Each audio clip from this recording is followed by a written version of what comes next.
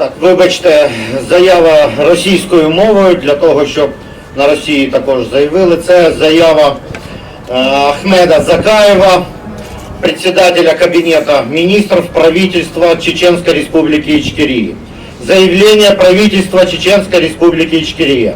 Сегодня Украина переживает тяжелый период. Беспрецедентная авантюра, развязанная высшим военно-политическим руководством России против суверенной Украины, представляет огромную опасность для всего человечества. Угрожает архитектуре европейской безопасности.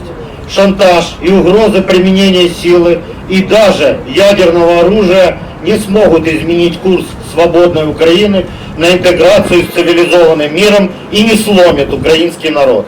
Чеченский народ после распада СССР первым на себе испытал коварную, подлую и человеконенавистническую политику российского террористического государства. Пережившие две чудовищные войны и положившие на алтарь свободы более трети населения, чеченский народ понимает и разделяет стремление украинского народа и государства окончательно освободиться от новикового российского ига.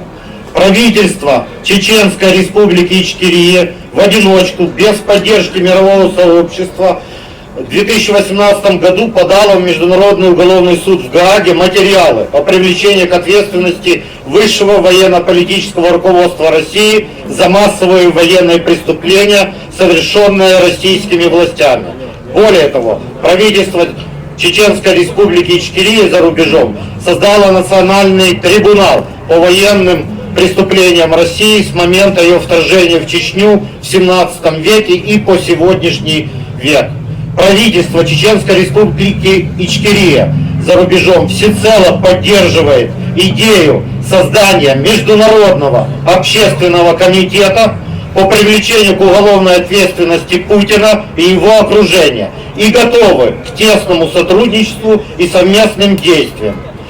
Это заявление председателя Кабинета министров правительства Республики Ичкерия Ахмеда Закаева, контактное лицо, государственный министр Чеченской Республики Ичкерия Артханов Абдулла.